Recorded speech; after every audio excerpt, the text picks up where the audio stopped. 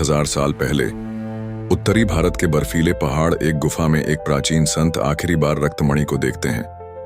उनकी आंखें जानती हैं, ये शक्ति दुनिया को बचा भी सकती है और खत्म भी। हे अग्नि, हे काल, इस रत्न को तब तक सुला देना जब तक वो ना आए जो रक्त से नहीं संकल्प से जगे। वो मणि को एक शिला में बंद कर देते हैं और एक शिलालेख खुद जाता है। केवल उसका खून, जिसमें योद्धा और आश्रित दोनों का हृदय हो, इसे जगा सकेगा। एडन ब्लैक, एक इंडियन मूल का यंग आर्कियोलॉजिस्ट जो असल में अपने इतिहास से अनजान है, एक म्यूजियम में काम करता है। उसके हाथों में अजीब घाव बनने लगते हैं जब वह एक पुरानी मूर्ति को छूता है। वो मूर्ति भारत से आई है। सारा, एक इंटेलिजेंट और स्ट्रॉन्ग फील्ड एजेंट, को गुप्त संकेत मिलते हैं। रक्तमणि दोबारा एक्टिवेट हो रही है।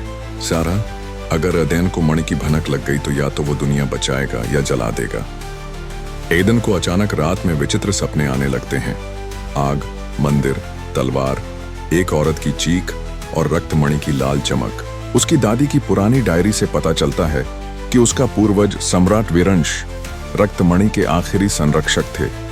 एडन जान ही नहीं पाया कि उसके खून में एक रहस्य है। एक रेगिस्तान के नीचे छुपे मंदिर में एक्सेरस, एक अमर खून पिशाच, मणि को जागृत करने के लिए बलिदान दे रहा है। रक्त ही सत्य है और वही मुक्त करेगा। सारा एडन को ढूंढने लंदन पहुंचती है और तभी दोनों पर हमला होता है शैडो वॉकर्स, ज़ीरस की सेना से। सारा एडन को बचाती है और कहती है, तुम सोचते हो तुम आम हो, मगर दुनिया की आखिरी उम्मीद सिर्फ तुम्हारा खून है। एडन की आंखें पहली बार लाल चमकने लगती हैं। एडन को अब भी यकीन नहीं होता कि वो कुछ खास है। मैं एक म्यूजियम गाइड हूँ, योद्धा नहीं। मेरे पीछे लोग क्यों पड़े हैं? सारा उसे एक पुराना पेंडेंट दिखाती है जो एडन की दादी के पास था। वही पेंडेंट प्राचीन योद्धाओं की पहचान थी। ये सिर्फ एक रत्न नहीं है एडन, ये तुम्हारी विरासत है। तुम सिर्फ इसे जगा सकते हो। सारा को बचपन में एक साधु ने बचाया था, जिसने उसे बताया था कि एक दिन खून के योद्धा को उसकी सुरक्षा की जरूरत पड़ेगी। उसी दिन से ज़ारा ने ट्रेनिंग शुरू की, खुद को इस मिशन के लिए तैयार करने के लिए। ज़ेरुस के शैडो वॉरियर्स गांव के लोगों पर हमला करते हैं। उन्हें रक्तमणि के दूसरे टुकड़े की तलाश है। वहां एक बूढ़ा पुजारी सेज अरवान जिंदा बचा रहता है, जो ज़ारा को संदेश भेजता है। रक्तमणि 2 हिस्सों में विभाजित है और दूसरा हिस्सा अब जाग गया है। ज़ारा अब एडन को ट्रेंड करने लगती है। तलवार पकड़ना, ध्यान के जरिए सपनों को समझना और अपनी चेतना में छिपी शक्ति को जगाना। एडन बार बार हारता है।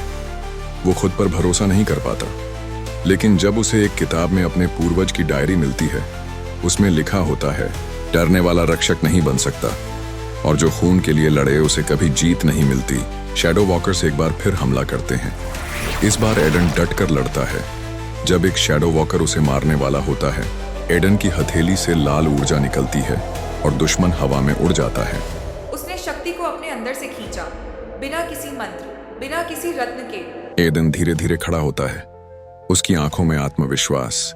अब मुझे फर्क नहीं पड़ता मैं कौन था, अब मैं जानना चाहता हूँ मैं क्या बनने जा रहा हूँ। ज़ेरुस को खबर मिलती है कि रक्त जाग गया है।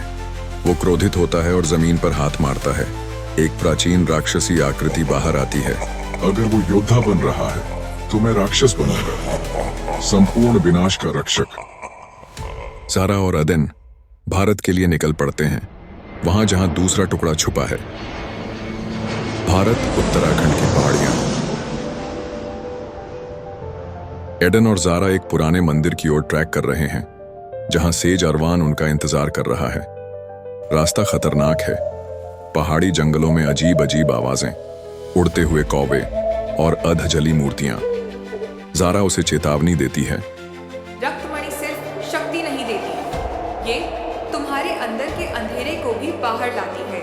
मंदिर में सेज अरवान उनसे मिलता है। उसके पास एक लोहे की पेटी है जिसमें है रक्तमणि का पहला टुकड़ा। इसे सिर्फ वो उठा सकता है जो खुद के अंदर का खून पहचान चुका हो। एडन जैसे ही उसे छूता है, सब कुछ रुक जाता है, समय, हवा और आवाज। वो बेहोश होकर एक विजन में चला जाता है। एडन एक युद्ध भूमि में खड़ा है, चारों तरफ शव, आग और खून। वहां उसका पूर्वज सम्राट वीरंश खड़ा है, तेजस्वी, शक्तिशाली और घायल। तुम्हारा खून तुम्हारे दुश्मन से नहीं, तुमसे लड़ेगा। क्या तुम अपने अतीत का बोझ उठा सकते हो? एडन देखता है कि वहां एक बच्चा खड़ा है, वही जिसकी मौत उसके पूर्वज ने युद्ध में अनजाने में कर दी थी। क्या तुम फिर वही गलती दोहराओगे? एडन रोते हुए कहता है, नहीं, मैं किसी मासूम के लिए खतरा नहीं बनूंगा। अदन की हथेली में रक्तमणि जलने लगती है। वो होश में आता है। उसके हाथ में अब रक्तमणि का पहला टुकड़ा है। सारे शिलालेख चमक उठते हैं। तुमने पहला चरण पार कर लिया, लेकिन असली परीक्षा अब शुरू होती है। सैरस अब अपने अंतिम स्टेप में है। वो गांव के निर्दोष लोगों का खून चढ़ाकर दूसरे टुकड़े को जागृत कर देता है।